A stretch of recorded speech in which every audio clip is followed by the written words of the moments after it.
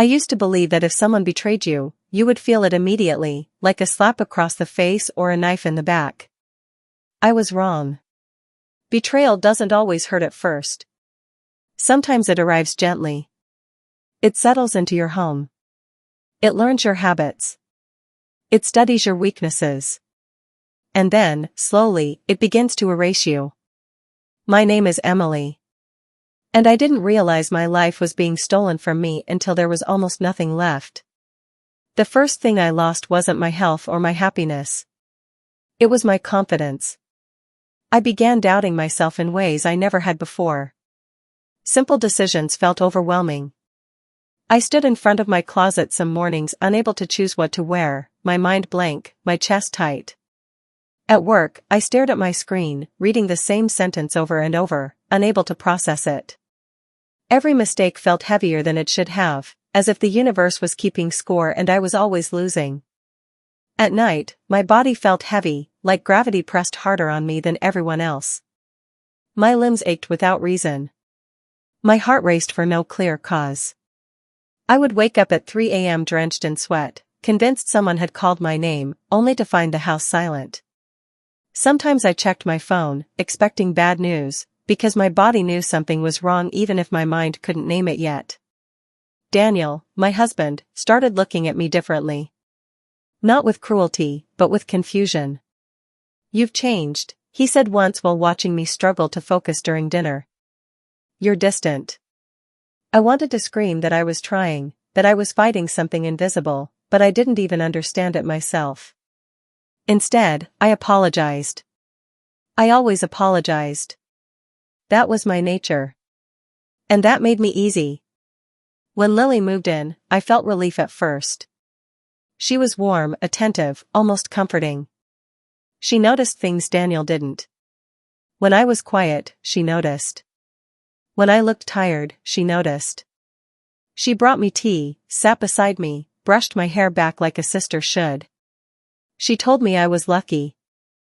She told me she admired me. She told me she hoped one day she could have a marriage like mine. Looking back, I realize now she wasn't admiring me. She was studying me. The dreams began shortly after. At first, they were subtle. I dreamed of walking barefoot on cold floors, following whispers I couldn't quite hear. Then the dreams became clearer.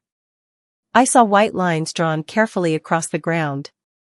I saw salt poured into perfect shapes, circles that closed around me, trapping me in place. I tried to move, but my feet wouldn't lift. I woke every morning feeling like I had run miles without moving an inch. My luck collapsed next. Projects I led suddenly failed for reasons out of my control. People who used to support me withdrew quietly. I overheard coworkers whispering about me, questioning my competence. Even strangers seemed irritated by my presence. Doors closed where they once opened. Opportunities slipped away just as I reached for them. It felt deliberate. Like something unseen was tilting the world against me. One night, as I changed the sheets, I smelled something sharp and metallic beneath the mattress. Salt. I brushed it off, telling myself it must be spilled seasoning, some harmless accident. I didn't want to believe anything darker. Admitting it would mean admitting I wasn't safe in my own home. The truth revealed itself by accident. I came home early that afternoon, my head pounding, my body shaking with exhaustion. I heard Lily's voice before I saw her. She was whispering into her phone, calm and controlled. "She's almost empty," she said. "It's transferring faster now." My heart stopped. I stood frozen in the hallway, listening as my life was discussed like an experiment. "Once it seals," Lily continued, "everything stabilizes. Her energy. Her luck. All of it." When I stepped into the room, she didn't panic. She didn't flinch. She looked at me the way you look at someone you've already defeated. That was when fear turned into rage. That night, she told me everything. She explained how salt binds energy. How ash anchors spells to death and blood. How family magic is stronger because betrayal feeds it. She told me the spell didn't need candles or chanting every night. Intent does the work, she said. Ritual just directs it.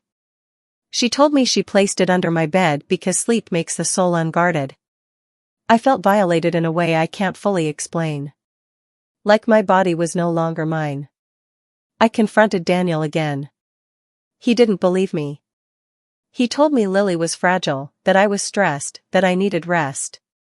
I watched him choose comfort over truth, and something inside me hardened. I realized then that if I survived this, it would be alone. The old woman confirmed everything.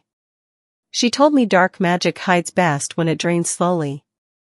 She told me spells like this rot the victim from the inside, making them doubt themselves so no one believes them. She told me exposure was the only weapon. Dark magic cannot survive witnesses, she said. Especially truth spoken aloud. So I waited. I let myself weaken. I let Lily feel powerful. I watched her confidence grow as mine appeared to disappear. She stopped hiding. She walked taller. She laughed louder. She believed she had already won. The final ritual was almost beautiful in its cruelty. Candles. Salt. Ash. Bloodbound words whispered with certainty. She thought I was asleep. She thought I was empty. When I stood up and spoke, I felt something return to me. My voice didn't shake. That alone told me the spell was breaking. The backlash was violent. Dark magic always collects its debt. Lily screamed as the energy snapped back into her body, distorted, uncontrolled. The healer named the spell, named the betrayal, named the truth. And once named, the illusion shattered. I left the next morning without looking back. Daniel begged. He cried. He promised. But I had learned the most important lesson of all. Love that allows you to be destroyed is not love. Family that watches you fade is not family. And survival is the strongest magic there is. I lived. And because I lived, the curse failed.